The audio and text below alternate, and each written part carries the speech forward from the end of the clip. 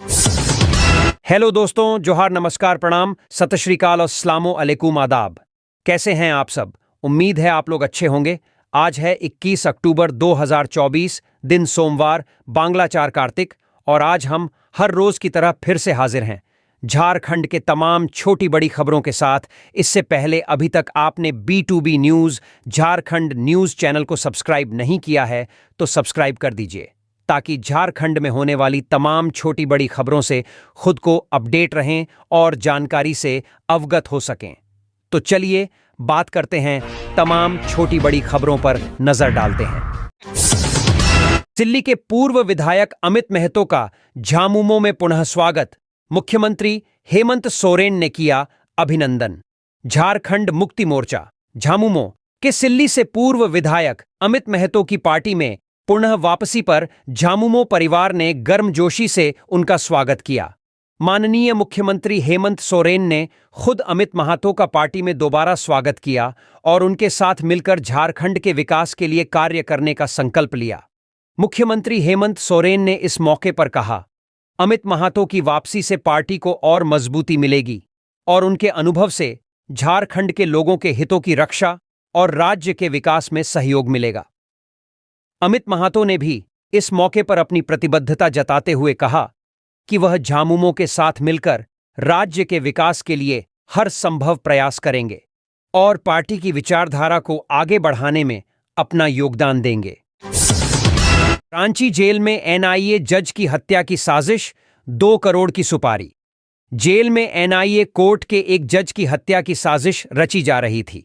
यह जानकारी रांची पुलिस को मिले गुमनाम पत्र के माध्यम से मिली है, जिसने पूरे प्रशासन में खलबली मचा दी है। मामले की गंभीरता को देखते हुए खेलगांव पुलिस ने स्वतः संज्ञान लेते हुए FIR दर्ज की है। गुमनाम पत्र में बताया गया है कि रांची जेल में बंद 6 कैदियों ने NIA कोर्ट के जज की हत्या के लिए बिहार के कुछ अपराधियों को 2 करोड़ रुपए की सुपारी दी। इस पत्र में यह भी उल्लेखित है कि जेल में इलाज के लिए रिम्स जाने के दौरान साजिश की गई। FIR दर्ज। खेलगांव थाने में तैनात दरोगा गजेश कुमार ने जांच के बाद बिरसा मुंडा केंद्रीय कारागार में बंद 6 कैदियों के खिलाफ FIR दर्ज किया है। गजेश कुमार ने FIR में लिखा है कि मामले की जांच का जिम्मा उन्हें सौंपा गया है।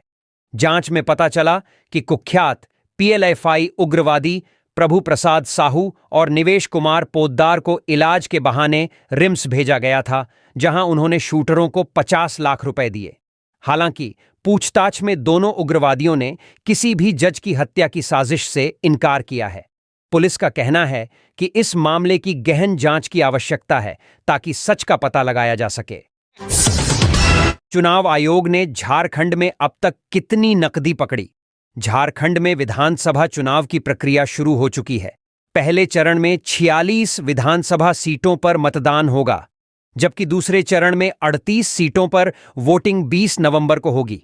चुनाव की अधिसूचना 18 अक्टूबर को जारी की गई और नामांकन दाखिल करने की प्रक्रिया आज से शुरू हो गई है। उम्मीदवार 25 अक्टूबर तक अपने नामांकन पत्र दाखिल कर सकेंगे और 28 अक्टूबर तक नामांकन में सुधार कर सकते हैं। पहले चरण के लिए नाम वापस लेने की अंतिम तिथि 30 नवंबर है, जबकि मतदान 13 नवंबर को होगा और मतगणना 23 नवंबर को की जाएगी। मुख्य निर्वाचन पदाधिकारी के रवि कुमार ने बताया कि आदर्श आचार संहिता लागू होने के बाद से अब तक 3 करोड़ 15 लाख से अधिक के अवैध सामान और नकदी जब्त की गई है। सबसे ज्यादा 49,61,000 की जब्ती पाकुड़ में हुई है।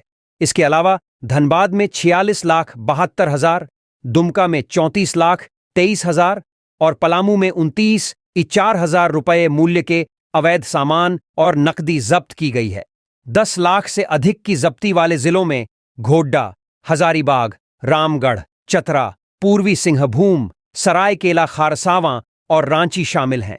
राज्य पुलिस ने 1 करोड़ 60 लाख की जब्ती की है, जबकि वाणिज्य कर विभाग ने 61 लाख और आबकारी विभाग ने 59 लाख से अधिक की जब्ती की है। मेन मार्केट में लगी भीषण आग, दर्जनों दुकानें जलकर हुई राख। बासुकीनाथ दुमका के बासुकीनाथ में देर रात लगभग 12 बजे मुख्य बाजार में अचानक आग लग गई, जिससे दर्जनों दुकानें जलकर राख हो गईं। आग की भयावता के कारण चाय की दुकानों में रखे गैस सिलेंडर भी फट गए। घटना की जानकारी मिलते ही देवघर और दुमका से दमकल की 4 गाड़ियां मौके पर पहुंचीं, लेकिन आग की लपटों पर काबू पाने में काफी देर हो गई। स्थानीय लोगों ने सीमित साधनों से आग बुझाने का प्रयास किया, लेकिन आग तेजी से फैल गई, जिससे चूड़ी गली की लगभग सभी दुकानें प्रभावित हुईं। स्थानीय प्रशासन भी घटनास्थल पर मौजूद रहा।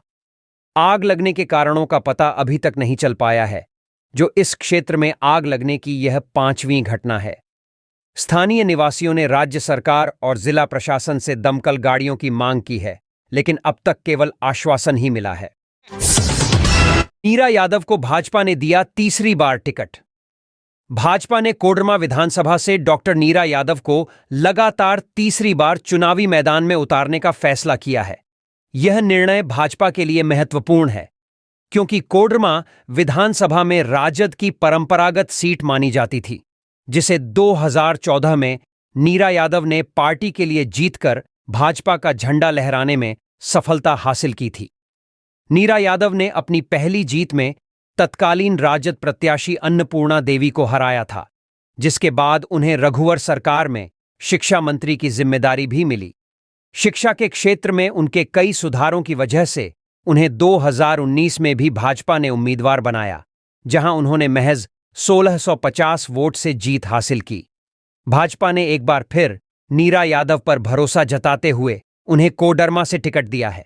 टिकट मिलने के बाद उनके आवास पर जश्न का माहौल है और समर्थक कार्यकर्ताओं ने उन्हें बधाई दी। इस मौके पर नीरा यादव ने भाजपा के शीर्ष नेताओं का आभार जताते हुए विश्वास जताया कि कोडरमा की जनता का आशीर्वाद उन्हें फिर मिलेगा और एनडीए गठबंधन की सरकार झारखंड में एक बार फिर बनेगी। दुकान में आग लगने से हड़कंप। देवघर मोहनपुर बाजार में रविवार सुबह एक दुकान में आग लग गई, जिससे स्थानीय लोगों में हड़कंप मच गया। घटना के समय दुकान बंद थी, जिससे आग तेजी से फैल गई और उसकी लपटें बाहर तक निकलने लगीं। स्थानीय निवासियों ने तुरंत मोहनपुर थाने को सूचना दी। आग की लपटें बढ़ती देख दुकानदार भी मौके पर पहुंचे और आग बुझाने का प्रयास किया, लेकिन तेज लपटों के कारण वह सफल नहीं हो पाए। इसके बाद फायर स्टेशन को तुरंत सूचित किया गया। दमक्कल की टीम मौके पर पहुंची और बड़ी मुस्तैदी से आग पर काबू पाया। आग के कारण हुए नुकसान का आकलन करने में दुकानदार जुट गया है। झारखंड विधानसभा चुनाव 2024 व्यय पर्यवेक्षकों की महत्वपूर्ण बैठक, दिए महत्वपूर्ण निर्देश। भारत निर्वाचन आयोग द्वारा झारखंड विधानसभा निर्वाचन 2024 की तैयारियों के तहत हजारीबाग विधानसभा क्षेत्र में चुनाव संबंधी व्यय की निगरानी के लिए एक महत्वपूर्ण बैठक आयोजित की गई। इस बैठक में प्रतिनियुक्त व्यय पर्यवेक्षक घोड़के रोहित रमेश, योगेश कुमार और ए मणिमरण ने भाग लिया, जिसमें जिला स्तरीय अधिकारियों के साथ आवश्यक निर्देश साझा किए गए।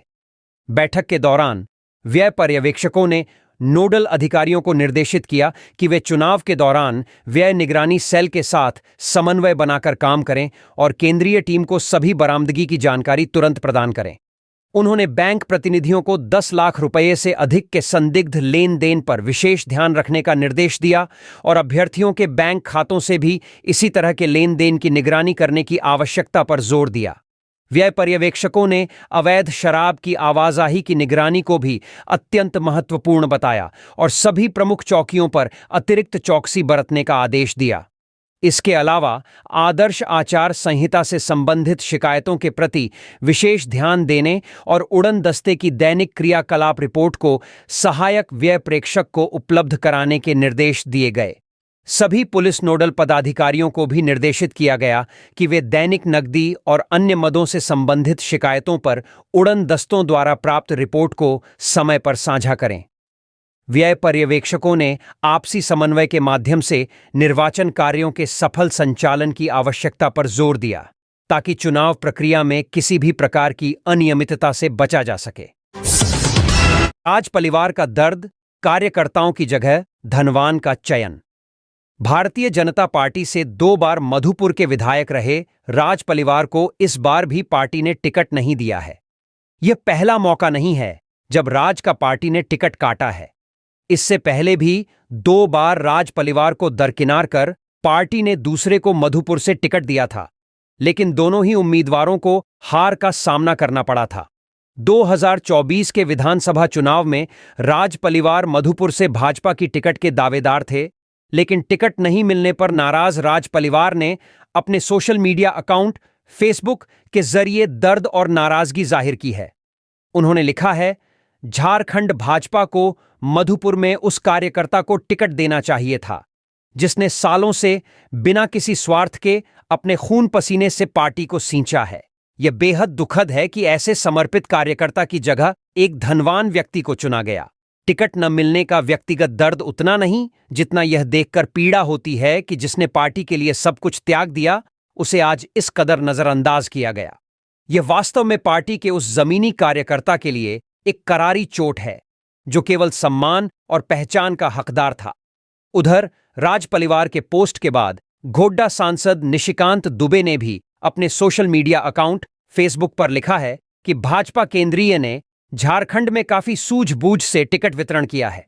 मेरा दोबारा भाजपा के कार्यकर्ताओं व समर्थकों से आग्रह है कि सोशल मीडिया पर कोई निगेटिव कमेंट्स नहीं करें। पार्टी के कुछ लोग जो मोदी के चुनाव यानी लोकसभा चुनाव में खिलाफ थे, अपने व्यक्तिगत स्वार्थ के कारण वहीं अनर्गल बोल रहे हैं। जो मोदी का विरोध कर सकता है वह भाजपा में रहने लायक नहीं है। जमशेदपुर में हुई रोहित सिंह की हत्या का खुलासा, 4 अन्य आरोपी गिरफ्तार, हथियार और सबूत बरामद। जमशेदपुर के बागबेड़ा थाना अंतर्गत ग्वालापट्टी में रहने वाले रोहित सिंह उर्फ छोटू की हत्या के मामले में पुलिस ने एक मुख्य आरोपी बाबू बंगाली को गिरफ्तार कर लिया है। बाबू बर्मा माइंस के कैरेज कॉलोनी का निवासी है और उसे बागबेड़ा के बड़ौदा घाट से गिरफ्तार किया गया। इस दौरान पुलिस ने 4 अन्य आरोपियों राजू हिस्सा, नीतीश राय, मनीष अग्रवाल और रोशन गुप्ता को भी हथियारों के साथ पकड़ा है, जो सभी आदित्यपुर के निवासी हैं। जमशेदपुर के एसएसपी किशोर कौशल ने बताया कि 13-14 अक्टूबर की रात रोहित की गोली मारकर हत्या कर दी गई थी, जिसके बाद कुंदन सिंह और मनीष उर्फ राइडर के खिलाफ हत्या का मामला दर्ज किया गया था। छिपे हुए थे आरोपी बड़ौदा घाट के पास। एसएसपी ने बताया कि घटना के बाद पुलिस लगातार आरोपियों की तलाश कर रही थी। गुप्त सूचना के आधार पर पुलिस को पता चला कि बाबू बड़ौदा घाट के पास छिपा हुआ है। सिटी एसपी कुमार शिवाशीष के नेतृत्व में एक टीम बनाई गई और छापेमारी की गई, जिसमें बाबू समेत 4 अन्य को गिरफ्तार किया गया। पुलिस ने मौके से 2 देसी पिस्टल, 9 जिंदा गोलियां, 3 मैगजीन, घटना में प्रयुक्त बाइक और 3 मोबाइल बरामद किए हैं।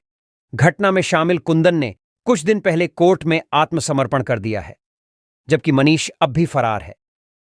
जांच में पता चला कि कुंदन और बाबू रिश्ते में जीजा साला हैं। बाबू ने कुंदन की बहन से शादी की थी। मृतक रोहित का कुंदन की बहन के साथ अवैध संबंध था, जिसे लेकर कुंदन ने उसे कई बार चेतावनी दी थी। जब रोहित ने उसकी चेतावनी को नजरअंदाज किया तो कुंदन, बाबू और मनीष राइडर ने रोहित की हत्या की साजिश रची। 13-14 अक्टूबर की रात तीनों रोहित के घर पहुंचे और गोली मारकर भाग गए। अन्य गिरफ्तार आरोपियों के खिलाफ आर्म्स एक्ट के तहत मामला दर्ज किया गया है। क्या इंडी गठबंधन से नाराज हैं तेजस्वी?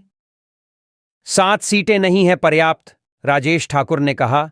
किसी को त्याग करना पड़ता है।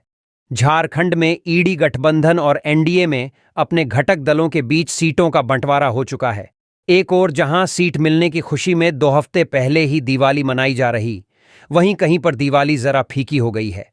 जी हां, शनिवार करे हेमंत सोरेन के सीएम बंटवारे की घोषणा के बाद से ही राजद के कार्यकर्ताओं में मायूसी सी छाई हुई है। राजद के मनोज झा ने तो हेमंत सोरेन पर आरोप भी लगा दिया कि उन्होंने तेजस्वी यादव का अपमान किया है।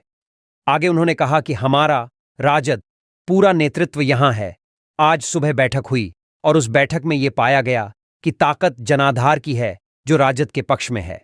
पिछली बार हम 7 सीटों पर लड़े क्योंकि लालू यादव का हृदय विशाल था। हमारा लक्ष्य था भाजपा को हटाओ, जो आज भी है। दुख के साथ कहना पड़ता है कि एक तरफा फैसला लिया गया। अलग अलग जिलों में हमारी जो मौजूदगी है वो बहुत ताकतवर है।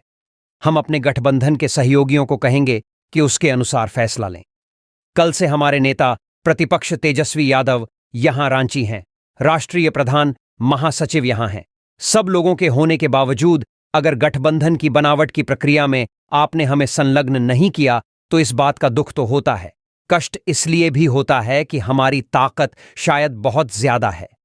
हम लोगों ने 15 से 18 ऐसी सीटें चिह्नित की हैं जहां हम शायद अकेले भी भाजपा को परास्त करने में सक्षम हैं। तमाम विकल्प खुले हुए हैं क्योंकि कोई भी राजनीतिक दल अपने नेताओं और कार्यकर्ताओं की मनोभावना को दरकिनार करके आगे चले, यह उचित नहीं लगता। वहीं इस पूरे मामले में कांग्रेस की ओर से ये दिखाने की कोशिश की गई कि ये सब चुनाव के आयोजन की सामान्य प्रक्रिया है। इसे लेकर झारखंड के पूर्व कांग्रेस अध्यक्ष राजेश ठाकुर ने कहा कि हम सब एकजुट हैं। जब भी गठबंधन में सीट बंटवारे पर बातचीत होती है, किसी को त्याग करना पड़ता है। उन्होंने आगे कहा, भाजपा परिवार के सदस्यों को टिकट देकर वंशवाद की राजनीति को बढ़ावा दे रही है। उन्होंने दूसरे दलों से बीजेपी में शामिल हुए नेताओं को टिकट दिए हैं। झारखंड विधानसभा चुनाव के लिए भारतीय जनता पार्टी गठबंधन के उम्मीदवारों की पहली सूची जल्द ही जारी की जाएगी। इधर झारखंड में सीट बंटवारे को लेकर राजद की निराशा पर कांग्रेस नेता पवन खेड़ा ने कहा, किसी से कोई नाराजगी नहीं है, सब ठीक चल रहा है। साथ ही कांग्रेस नेता अधीर रंजन चौधरी का कहना है, जब घटक दलों को एकजुट होकर चुनाव लड़ना होता है तो आपसी चर्चा चलती रहती है। जब तक चुनाव के लिए नामांकन दाखिल नहीं हो जाता तब तक सीट बंटवारे को लेकर आपसी चर्चा चलती रहती है, यह रीति है। इसमें कोई संदेह नहीं है कि कांग्रेस आरजेडी जेएमएम मिलकर लड़ेंगे। मालूम हो कि बीते शनिवार से सीट शेयरिंग पर राजद और ईडी गठबंधन के बीच सब कुछ ठीक नहीं चल रहा। सीट बंटवारे को लेकर की गई प्रेस कॉन्फ्रेंस में भी राजद की उपस्थिति नहीं देखी गई, जबकि तेजस्वी उस वक्त रांची के रेडिशन ब्लू में ही ठहरे हुए थे। बताते चलें कि इंडिया अलायंस में 70 सीटें जेएमएम और कांग्रेस के परस हैं। वहीं 11 सीटों में राजद को 7 और लेफ्ट को 4 देने की बात कही गई है। वहीं तेजस्वी ने अंतिम 9 सीटों की मांग की थी, जिस पर भी कल शाम तक बात नहीं बन सकी थी। वहीं राजद के सत्यानंद भोक्ता ने बताया कि 9 सीटों पर भी हम साथ आने को तैयार है, परंतु शाम को सीएम हाउस में तेजस्वी हेमंत के मीटिंग के बाद तेजस्वी बिना कुछ कहे ही बाहर निकल गए थे। कयास लगाए जा रहे कि राजद की बता नहीं बनती दिख रही है। हजारीबाग में मतदान प्रशिक्षण कार्यक्रम की घोषणा। हजारीबाग जिला स्थित केंद्रीय और राज्य सरकार के विभागों के अधिकारियों और कर्मचारियों के लिए भारत निर्वाचन आयोग के निर्देशों के अनुसार विधानसभा आम निर्वाचन 2024 के मद्देनजर एक विशेष प्रशिक्षण कार्यक्रम का आयोजन किया जा रहा है। यह प्रशिक्षण कार्यक्रम मतदान प्रक्रिया और ईवीएम संचालन से संबंधित होगा। महत्वपूर्ण दिशा निर्देश। सभी मतदान पदाधिकारियों को प्रशिक्षण के दौरान मोबाइल फोन लाने की अनुमति नहीं होगी। प्रशिक्षण के दौरान किसी भी प्रकार के मादक पदार्थों का सेवन वर्जित है। सभी पदाधिकारी प्रशिक्षण के दौरान डायरी, कॉपी या नोटबुक लेकर आएंगे। सभी विभागीय पदाधिकारी सुनिश्चित करेंगे कि उनके कार्यालय के कर्मी निर्धारित कार्यक्रम में भाग लें। अनुपस्थित रहने वाले कर्मचारियों के खिलाफ सुसंगत धाराओं के तहत कार्रवाई की जाएगी। यह प्रशिक्षण कार्यक्रम सुनिश्चित करेगा कि सभी मतदान अधिकारी निर्वाचन प्रक्रिया में पूर्णतया सक्षम हों, जिससे लोकतांत्रिक प्रक्रिया को सुचारू और निष्पक्ष बनाया जा सके। उन्हें जनाधार और दल को नजरअंदाज नहीं करना चाहिए, अन्यथा गठबंधन की नाव डूब सकती है। मनोज झा।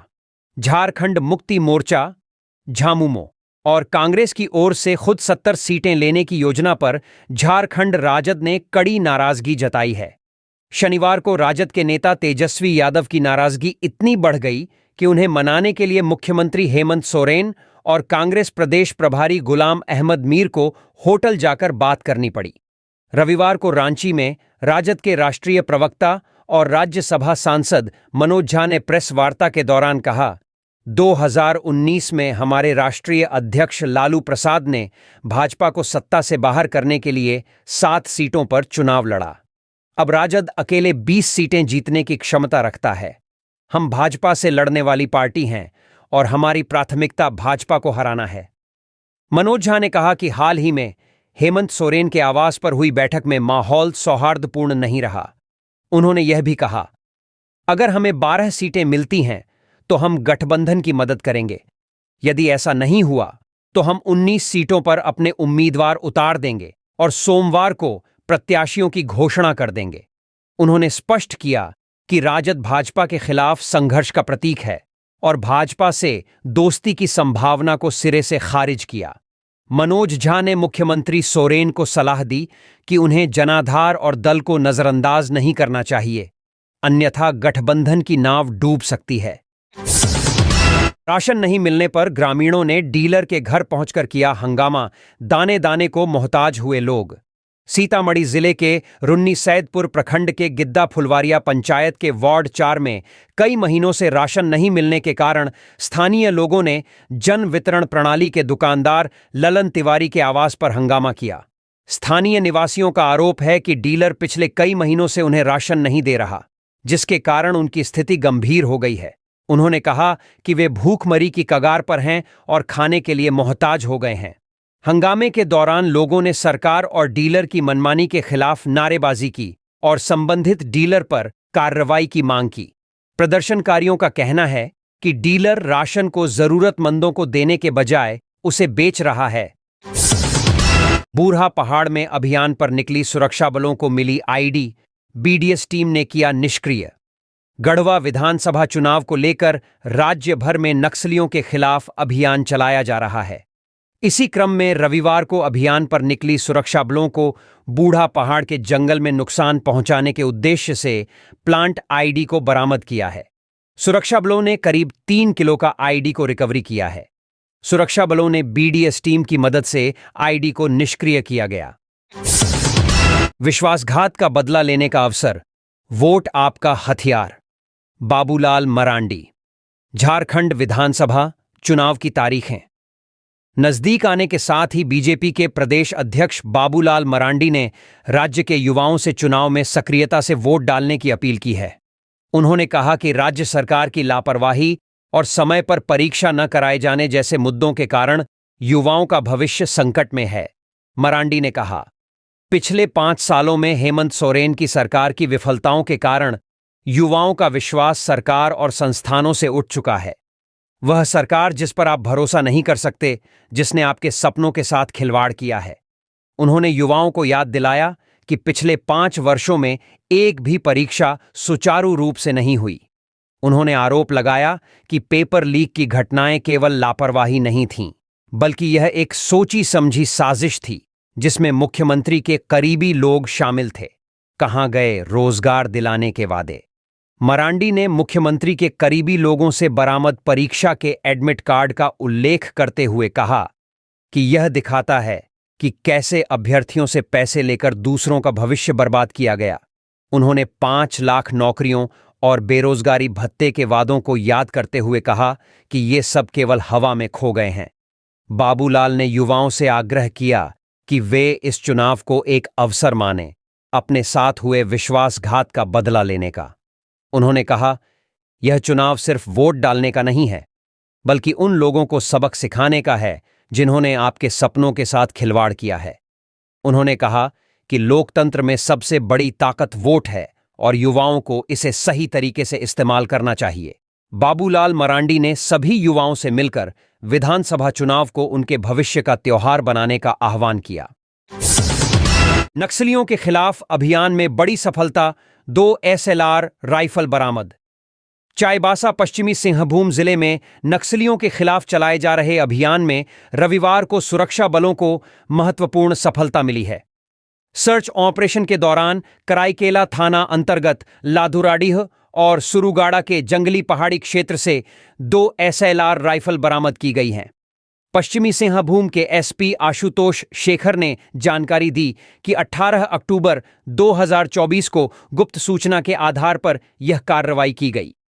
इस सूचना के अनुसार मई 2024 में पुलिस की एक मुठभेड़ में प्रतिबंधित भाकपा माओवादी नक्सली संगठन के सदस्य बुधराम मुंडा मारा गया था। उस घटना के बाद नक्सली सदस्यों ने लादुराडीह और सुरुगाड़ा में हथियार छिपाने की कोशिश की थी। इस सूचना के आलोक में अपर पुलिस अधीक्षक अभियान चाईबासा के नेतृत्व में सीआरपीएफ 157 बटालियन के साथ एक संयुक्त अभियान दल का गठन किया गया। सर्च अभियान के दौरान 19 अक्टूबर 2024 को जंगली पहाड़ी क्षेत्र से 2 एसएलआर राइफल बरामद की गई, जिन्हें विधिवत जब्त किया गया। एसपी ने बताया कि नक्सल विरोधी अभियान अभी भी जारी है।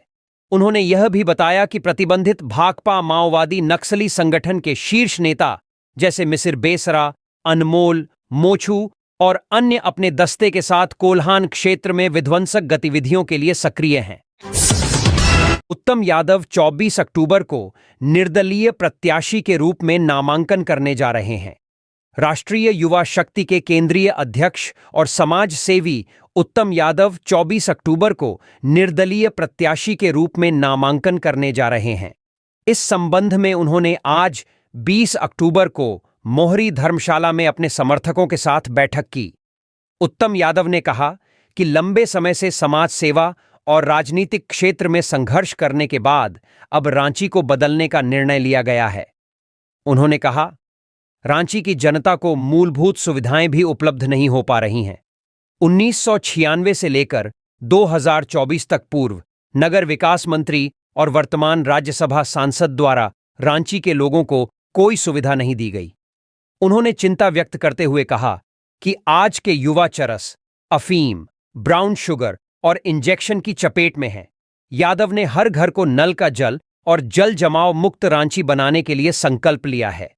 उत्तम यादव ने आगामी चुनावों में रांची की स्थिति सुधारने के लिए जनता का समर्थन मांगा है। 24 अक्टूबर को उनका नामांकन इस दिशा में एक महत्वपूर्ण कदम होगा। जामुमो सम्मेलन में बूथ कमेटी को मजबूत करने पर चर्चा। पाकुड़ लिटिपाड़ा प्रखंड के करियोडीह आम बगीचा में लिटिपाड़ा विधानसभा स्तरीय कार्यकर्ता सम्मेलन का आयोजन किया गया। आयोजित सम्मेलन में विधानसभा क्षेत्र के चारों प्रखंड के बूथ एवं पंचायत स्तरीय कार्यकर्ताओं ने हिस्सा लिया। सम्मेलन में जामुमो केंद्रीय प्रवक्ता हेमलाल मुर्मू, सांसद विजय हांसदा मुख्य रूप से मौजूद रहे। कार्यकर्ता सम्मेलन में विधानसभा चुनाव को लेकर महिला कार्यकर्ताओं की अलग बूथ कमेटी बनाने, बूथ कमेटी में निष्क्रिय कार्यकर्ताओं के बदले नए कार्यकर्ताओं को शामिल करने के अलावे मजबूती और एकजुटता के साथ चुनाव में पार्टी प्रत्याशी की जीत दिलाने के लिए काम करने का निर्णय लिया गया। रांची में छठ पूजा समिति की बैठक, सूरजभान बने नए अध्यक्ष। भव्य रूप से मनाया जाएगा छठ महापर्व। राजधानी में रविवार को रांची जिला छठ पूजा समिति की बैठक किशोरगंज स्थित एलपी पब्लिक स्कूल में संपन्न हुई, जिसमें आगामी आने वाले छठ पूजा को लेकर विभिन्न प्रकार की रणनीतियां तय की गईं। पूर्व समिति को भंग कर नए सिरे से इस वर्ष के लिए समिति का गठन किया गया है। बैठक में सर्वसम्मति से अध्यक्ष पद के लिए सभी सदस्यों ने सूरजभान सिंह से नेतृत्व करवाने का निर्णय लिया है, जिसमें रांची जिला के विभिन्न समिति के छठ घाट के अध्यक्ष सभी गणमान्य मौजूद रहे। इसके बाद सूरजभान सिंह ने युद्ध स्तर पर समिति के विभिन्न दायित्व और लक्ष्यों को हासिल करने का मंत्र दिया। सभी घाट के प्रतिनिधि लोगों ने अपनी समस्याओं को बताया, जिसका समाधान प्रशासन, एनडीआरएफ, नगर निगम अपने वॉलंटियर से करेगी। सहयोग से के लिए समिति के लक्ष्यों में मुख्य रूप से 501 छठ व्रतियों को महापर्व से पूर्व ही पूजा की पूर्ण सामग्री दी जाएगी।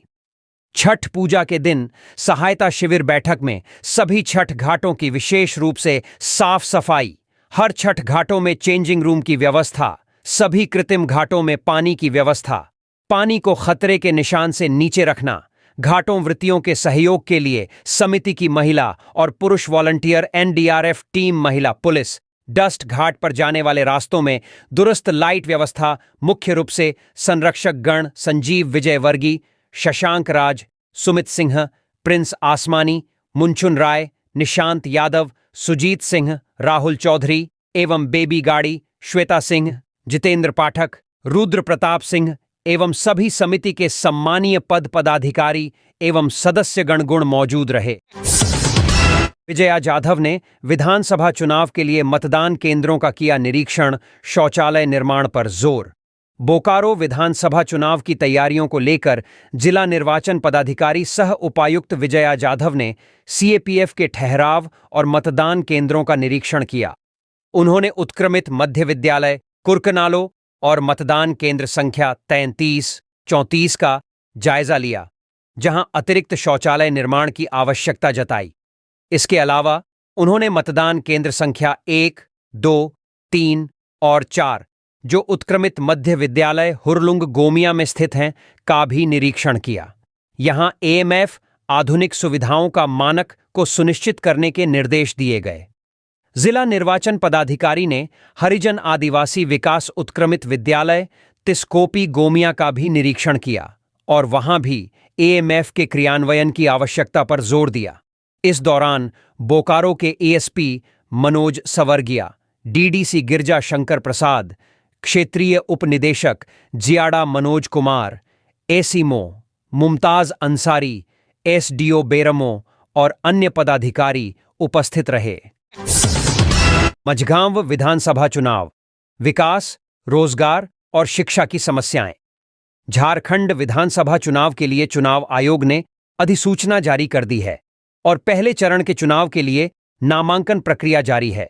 इसी बीच जौहर लाइव के संवाददाता ने पश्चिमी सिंहभूम के अंतर्गत मझगांव विधानसभा का दौरा किया, जहां उन्होंने स्थानीय विकास और रोजगार की समस्याओं से अवगत हुए।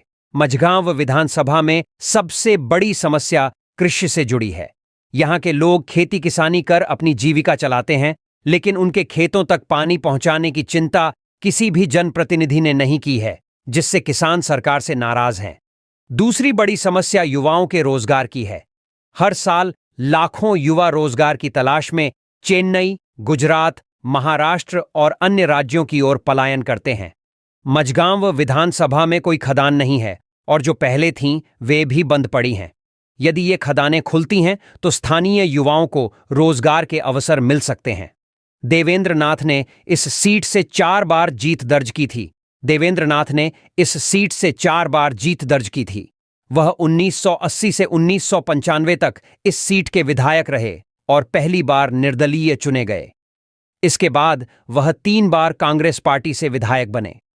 2000 में भाजपा के टिकट पर बड़ कुंवर गगरई ने पहली बार इस सीट पर जीत हासिल की। मझगांव विधानसभा में झामुमो के प्रत्याशी ईसाई समुदाय से हैं और 2005 में पहली बार यह सीट जीतकर झामुमो की झोली में डाली। इसके बाद 2009 में फिर बड़ कुंवर ने जीत दर्ज की और 2014 एवं 2019 में निर्रल पूर्ति ने झामुमो की टिकट पर विधानसभा पहुंचने में सफलता पाई। इस बार भाजपा ने फिर से बड़ कुंवर पर विश्वास व्यक्त किया है, जबकि झामुमो ने अभी अपना उम्मीदवार घोषित नहीं किया है। 2024 का विधानसभा चुनाव इस मायने में दिलचस्प होगा, क्योंकि एक तरफ इंडिया गठबंधन की सरकार का 5 साल का कार्यकाल है, वहीं दूसरी ओर एनडीए गठबंधन द्वारा राज्य में घुसपैठियों का मुद्दा भी महत्वपूर्ण होगा। मझगांव विधानसभा में स्वास्थ्य और शिक्षा का हाल भी बहुत खराब है। कई स्कूलों में शिक्षकों की कमी है और समुचित चिकित्सा व्यवस्था न होने के कारण लोग इलाज के लिए दूसरे शहरों की ओर रुख करते हैं।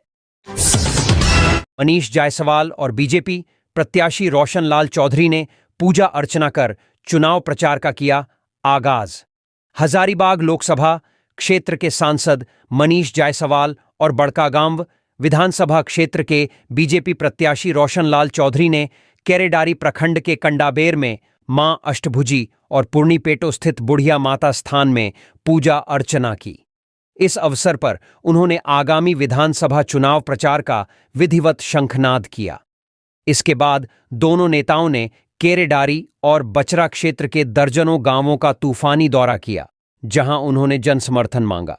इस दौरे में बेलतू, पथराखुर्द, छोटकी गर्री, गर्री कला, कोदवे, बैंगवरी समेत कई गांव शामिल थे। सांसद और प्रत्याशी का विभिन्न जगहों पर भव्य स्वागत किया गया। सांसद मनीष जायसवाल ने पत्रकारों से बात करते हुए कहा कि झारखंड में वर्तमान सरकार के खिलाफ लोगों में असंतोष है। उन्होंने आरोप लगाया कि झामुमो, कांग्रेस और राजद की सरकार ने अपने वादों को पूरा नहीं किया है, जिससे जनता परेशान है।